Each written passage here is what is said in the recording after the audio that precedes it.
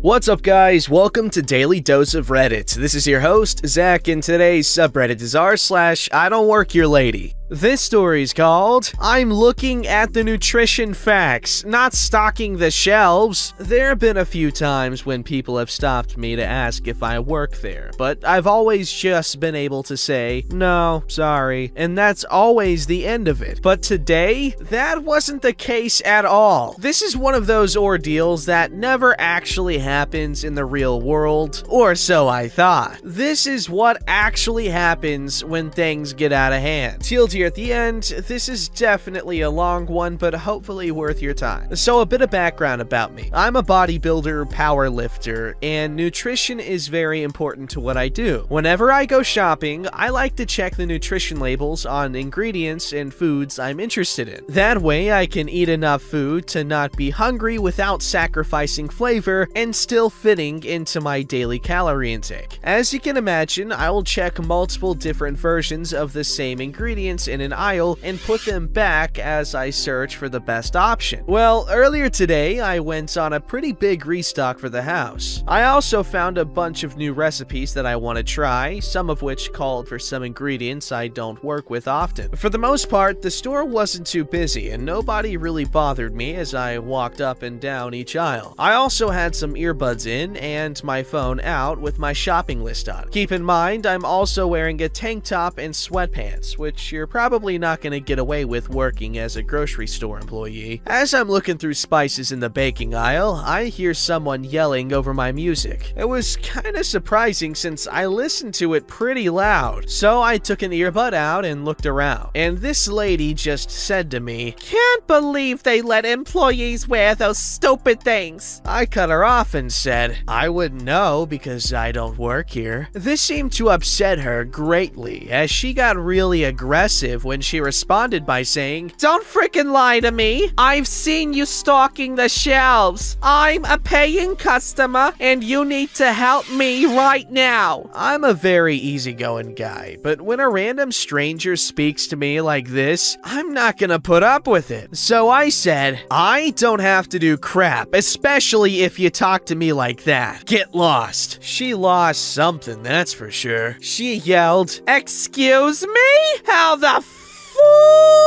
dare you?" I just turned to walk away at that point. All of a sudden, she grabs the back of my tank top and I yank myself away, saying, "What the hell, lady? Don't touch me!" She takes a couple steps back, probably realizing that I am not the kind of person you want to pick a fight with. "Fine then, I'm finding a manager. Say goodbye to your job, you lazy, useless piece of poop." I was already putting my earbud back in, so I just said, "Whatever, lady, bye." I grabbed my spices as she walked off in a huff and continued my shopping. I wasn't even wearing what employees at this store wear. Like, how could I possibly be mistaken for an employee? Seriously, I cannot stress enough how much I don't look like I work there. A couple of minutes later, I'm in the next aisle over and I see her again with the manager. I don't hear what she's saying because I've got my music on, but with the way she was pointing her finger, I'd imagine she was probably saying that I'm the one who didn't help her. They started walking up and I took both earbuds out this time. Manager approaches me and I hear the lady saying, "He should be fired for cussing at me and threatening me."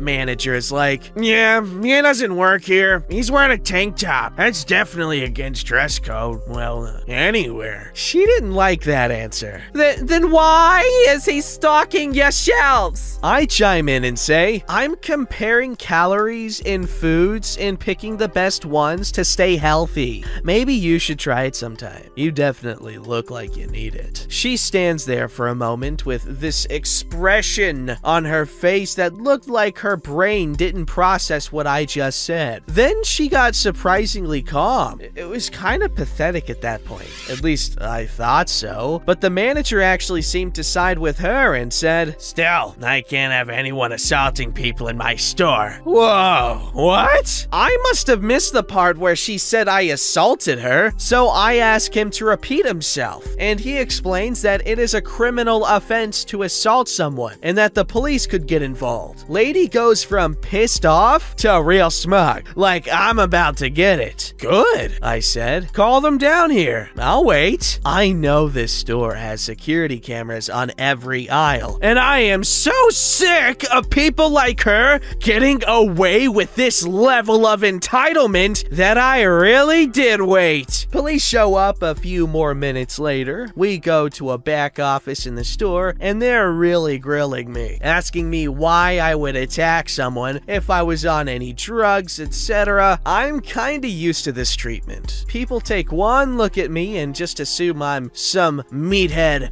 bodybuilder with roid rage. I answer all their questions by saying, look at the security footage. It'll answer all your questions. The more I said it, the more frustrated they got. This dude sounds like Angela. Oh, I'm tired of people making fun of my petite frame. I'm joking, bro. Finally, they leave the room. I just wait there patiently for about 45 minutes, then they come back and apologize. The manager told us you assaulted her. We should have checked the footage, but you do fit the profile. I then say, why? Because I have bigger muscles than most people? Is that a crime? They know they can't really say or do much about it since they made some pretty big assumptions. I got some pretty big assumptions. If you'd like, you could press charges against her since she did grab you according to the security footage. And you know what? I said that I would like to press charges. Normally, I don't like to waste my time dealing with courts, but hours of my day were already wasted today, and I want her to know that she can't get away with it. A few minutes later, the manager offers to let me just go home with my groceries for free, probably a bit scared that I might sue the store for discrimination or something since I was so ready to press charges on the lady. On my way out, I saw them putting her into the back of a police car, and she was screaming profanities at the officers. I've already talked to an attorney who is in the process of obtaining the security footage. Court date is gonna be in March, but should be pretty straightforward since the evidence is in my favor. I've never actually had to press charges like this before, so I have no idea what to expect. All I know is that even if she ends up only getting fined $1 or has to do even a minute of community service, I'll have a smile on my face. Anyway, that's been my crazy day. I know there are similar stories here of crazy Karens and stuff, and I always thought they were entertaining and would sometimes even think about what I do in a similar situation. My reaction certainly wasn't what I thought it would be though, and it wasn't as entertaining being on the receiving end of the story. At least I got some free groceries out of it though. Edit, I want to clarify how the process behind pressing charges is going to work. The court date I got is really just more of a screening where I'll answer some questions and find out what happens next. That's also why it's happening all the way in March. And due to the pandemic, they are trying to cut down on in-person interactions, so this will all happen over video conference call. My attorney friend got back to me a couple hours after I posted this and explained that this will mostly be hands-off on my part, and I won't have to worry about court costs, legal fees, or hiring him to represent me. Ah, my man! I hope that clarifies things, as I myself didn't really understand what the paperwork I got yesterday meant. Some other people in the comments explain things in more detail as well, so please read into that if you're interested, and thanks to all of you who explained how it works, because the police sure didn't do a very good job of that. Hey man, if you want to learn about law, so personally I recommend maybe going to like law school. I heard Harvard's pretty good, maybe Princeton or like Cornell if they've got like a law program. I've heard those are pretty good schools. Or personally, I went an alternative route than the traditional lawyer. See, for instance, I'm a practitioner and expert in bird law, and for that reason, my schooling, my education was at the hands of Legal Eagle on YouTube. Some may argue one's effectiveness over the other, but I have yet to lose a case, so take that how you will. Anyway, this is a really pretty cool story. I really wanted this guy to Hulk out and just roid rage like how every muscular person does. That's what what he's telling me, right? That's what this story was talking talking about how, like, he had to suppress his inner desire to, like, smash this absolutely defenseless woman because, like, he has big muscles. So, like, it makes him, like, incredibly aggressive and mean. Not at all easygoing. Oh, my God. The funny thing is, there are people who think I'm being serious. And you know what? I am. Muscular people are mean. OP, I'm sure you're a bully. Mythical ace. More like mythical asshole. It's a joke. It's a joke, OP. You're a sweetheart. I'm sure you're a beefcake with the heart of jelly. And we're good friends, okay? Mwah! Alright, this story's called Karen Pulls a Knife on Me in a Toy Store. My sister is a U.S. Marshal and was with me. And what? Offered emotional support? Because it just says she was with me. Ah! Says she has a knife! It's okay. I'm a U.S. Marshal and I'm with you. Thanks! That's my hypothesis. This story dates back a bit to when I was about 6 weeks shy of 21. For reference, my family is a bit scattered age-wise. I have 2 older half-sisters, same father, different mother, who are Anne, 12, and Betty, who does not appear in the story due to being halfway across the planet, 10 years older than me, and 2 younger half-brothers, same mother, different father, who are Ed, 7, and Chuck, 11 years younger than me. At the time, I lived on my own as my parents had both passed away and I had gotten a subsidized apartment. Note, I still have the subsidy. I'm on my 3rd apartment since this story. Massachusetts is expensive.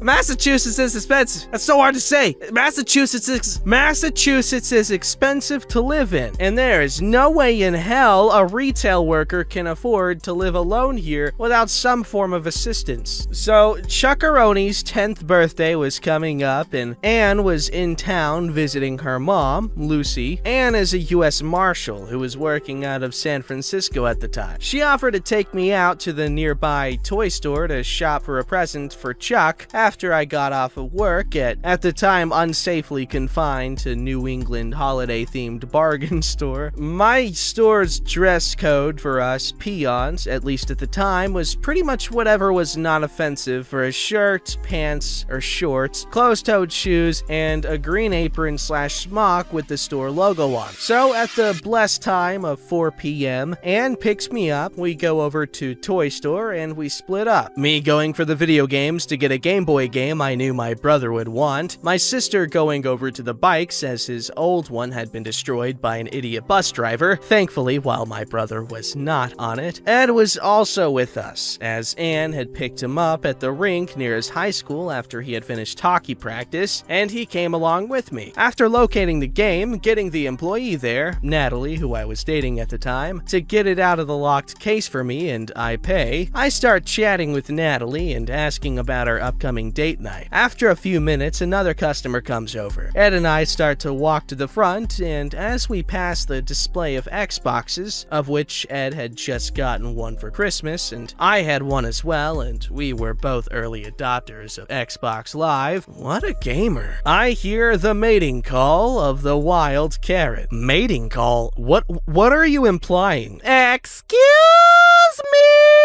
I ignore this as I'm not wearing the uniform of Annie's store. I'd left my apron in Anne's rental car and keep walking. Aren't you going to help me, you fat love? I'm a large guy, 6'1", and at the time around 300 pounds. I've battled with depression since my mother died when I was 11 and 8 months after Chuck was born. Screw drunk drivers. And I have a habit of eating to cope. My weight and depression, along with my poor eyesight, conspired to keep me out of the Coast Guard when I tried to enlist on September 12, 2001. I don't work here. Of course you do! I see you here all the time talking with that thing by the Nintendos. Note, Natalie is trans and was in the process of transitioning at the time. She wasn't very passable at the time. Ma'am, that's my girlfriend. Oh, so you're a bundle of sticks bun for fuel too? And where are you taking this boy? Pointing to my brother, Ed. That's my brother? I sense this is starting to get ugly, so I turn to Ed and quietly, but firmly say, go find Amy. Now! Ed literally runs. He knows that when I get quiet, crap has hit the fan. Munolic Hulk mode, stage 1 has arrived. Munolic? What is that from? Karen starts walking towards me menacingly, and I start backing up, not realizing she is backing me into a corner.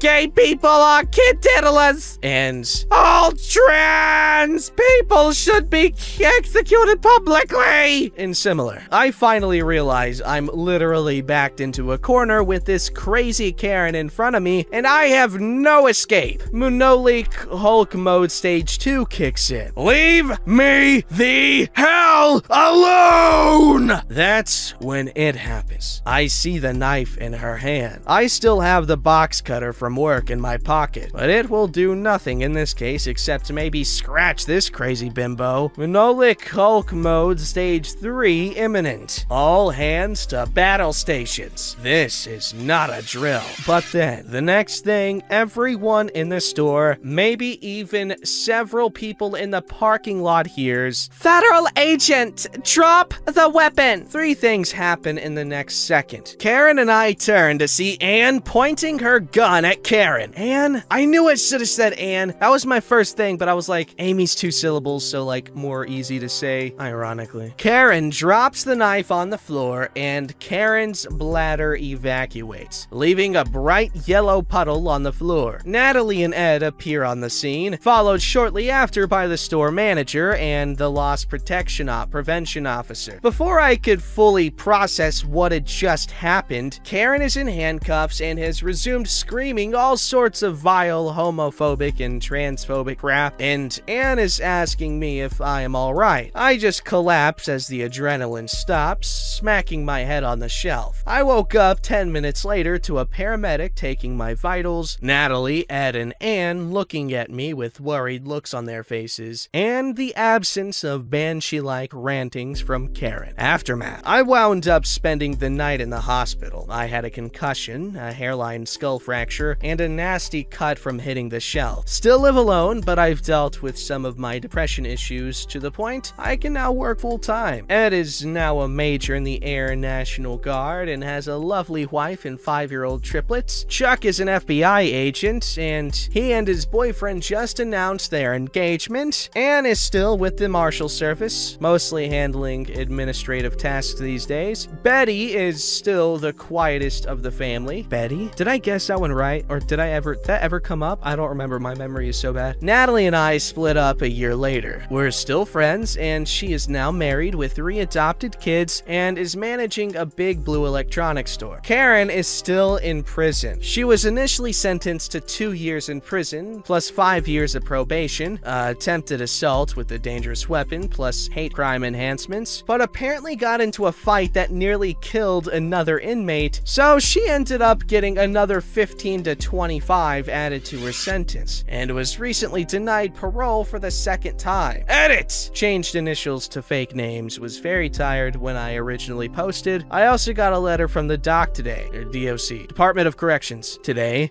January 12th. Karen died of Brovid while serving her sentence. Yo! That is trippy! Ooh, that creeps me out, man. That just makes me feel weird. I gotta watch High School Musical or something now. Don't forget to like, subscribe, and hit that bell to never miss an episode.